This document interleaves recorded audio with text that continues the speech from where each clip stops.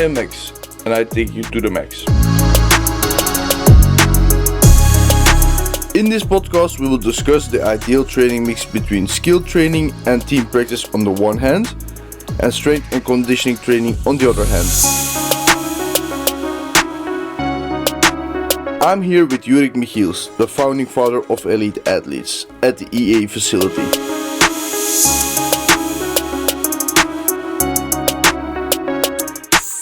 I'd like to start off with that everybody knows that Elite Academy is all about quality and mindset, but how did you achieve this image, or what did you do about it to achieve this? I think it started from our key principle. Like when we started with EA, we always said like, we don't care about talent, we don't care how good you are as a player or what level you play, we care about how hard you work. So we always said like, we just want to work with the guys with the right mindset. And I think EA started from that. I think that's one, and I think, yeah, we also, second thing is like, we were that kind of player, like Oli and me when we started. We were always like hardest worker, doing extra stuff, and I think as entrepreneurs we did the same thing. So I think it naturally focused on, okay, we want to help guys who have the same mindset as we do. Yeah, like we try to get guys into that, what we call the 1% club, and the guys who are consistent, always over-delivering, always doing more. That's just the group that gives us the most satisfaction. So I think it naturally goes back to that. And you already said a little bit about it, but what was the motivation or the image to start off with Elite Academy? I think, the motivation or the image is kind of like, we just want to help kids reach their dreams. And that can be anything, but I think we just want to give the experience that the life lessons that we learned from, being an entrepreneur or going through the process ourselves. We just want to share that with the kids now and just give them a platform and the tools to be successful and chase their dreams, and not just in basketball, but just in life, and give them, just be the person that we didn't have when we were younger. That's kind of like a little bit the idea behind it. Yeah, so you already talked about a little bit of the mental aspect, but what are the things that you see the most important mental parts and physical parts or characteristics from a pro player that are really important for a youth player to know? So I think the mindset is the number one. I think you can be as talented as you are, but nobody reaches the top or reaches the 1% of the top if they don't have the right mindset or they don't have the work ethic, or they're never gonna stay long at the top. So talent is not enough. You need the mindset. I think that's for sure. The biggest thing is consistency. I think that's the key factor in the mindset. So like everybody can work hard for a month or for a half year or do extra stuff for a couple weeks, but I think the 1% club or the guys who really make it to the top, they are consistent over multiple years. They create the right habits to do more or to live the right healthy lifestyle or to take care of their body. And I think that is definitely for sure mindset-wise. I think physical, of course, if you want to play at the pros, the physical part is becoming very important.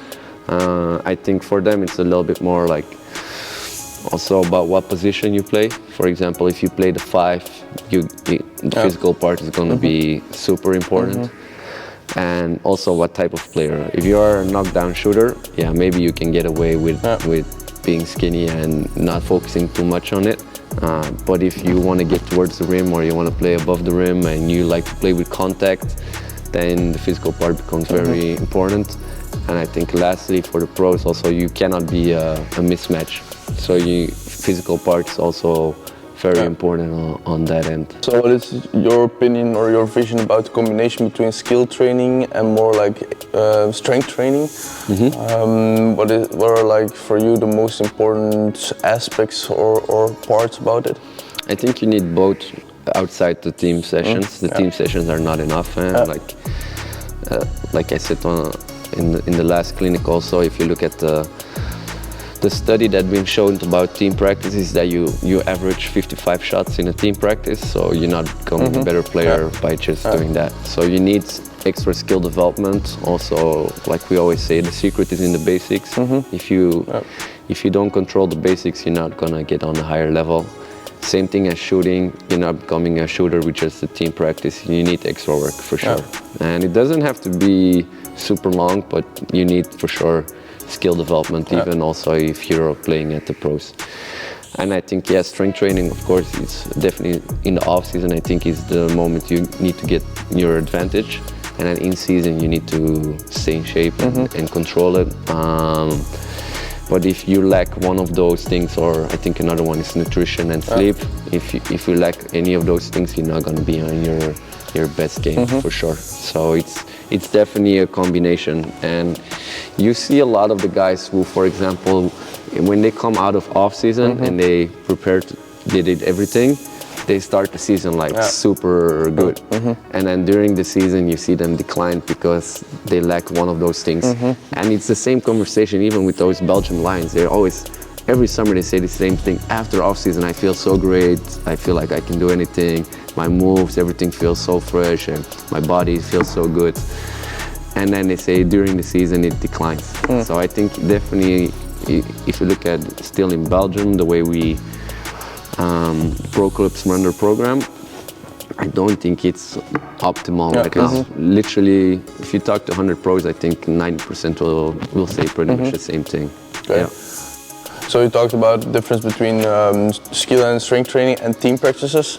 So what is like the most obvious differences between a skill trainer and a strength trainer in comparison with the head coach? I think it's we have a very unique role because we can have a very different relationship with the player than the head coach, because the head coach got to be always a little bit above the player and he needs to decide on the minutes and it's winning or losing. So it's a lot of times there is a bigger gap between the players and the head coach.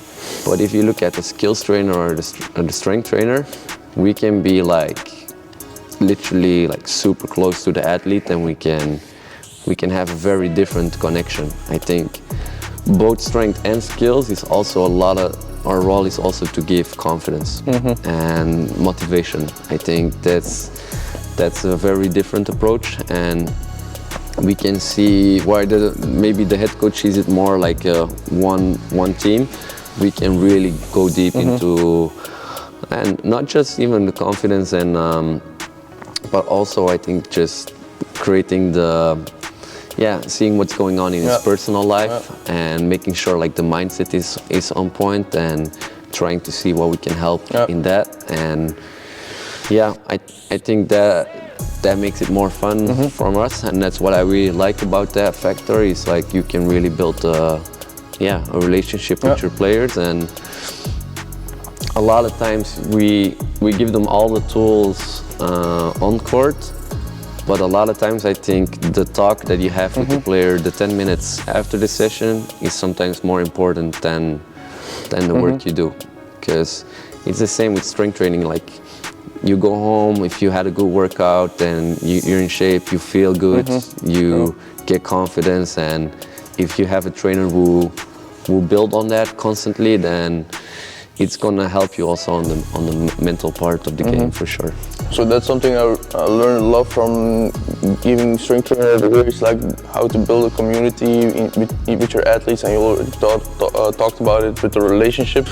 So what are you doing to build like this? Everybody knows this community, this family, this brotherhood. Like just a few examples just to talk about it. What are for you like the most important parts? I think first of all is you really need to get to know your players and see them from who they are as a person, not just as a player.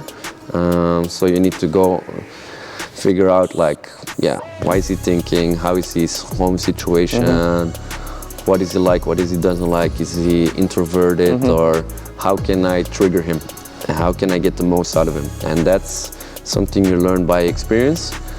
I think second of all is like always CMP, certified nice person. Like always try to be your best version and never kill an athlete mentally or break him down. We're always trying to be the positive guys and try to build on them. And then I think, yeah, it's kind of like you need to over-deliver. I think as a skills trainer and a strength trainer, you over-deliver constantly. And we were just talking about guys messaging me or calling me for extra work, and you're there, you know. And people, the players, they respect that. And yeah, and maybe the last part I think is like lead by example. For example, you're I think great for you're always working out yourself. All the guys look up to you like, oh, I wish I could be that strong as Max. But by leading by example, you motivate them, you show them the way, and you get so much more respect. You know, like it's the same with skills. Like you need to sweat with them, you need to be on the court with them. You're not just gonna be sitting on a chair and coaching. I think, yeah, those things. And maybe the last part, like how do you build culture, is you need to. It goes more than just the coaches. I think what we try to do in here with the facility is kind of like give them like a feeling like they're at home, like they can come in whenever they want, they can put their favorite music on. We try to give workouts that they really like, they can chill upstairs. The locker room is as important for the community as the stuff you do on court, you know. So also like all kids can join there, like we had today, we played 4-on-4. You have kids from 13 years old till 21 years old.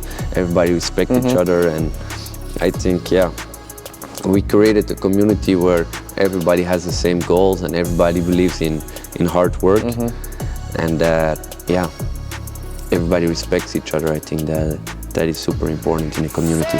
My next podcast will be a compilation of the best quotes of the past 5 episodes. You don't want to miss that one, because you'll get to know how to become the best athlete you can be. Keep an eye on my Instagram for more information and content. Check out and book on my website Go2theMax.be, and above all, go to the max.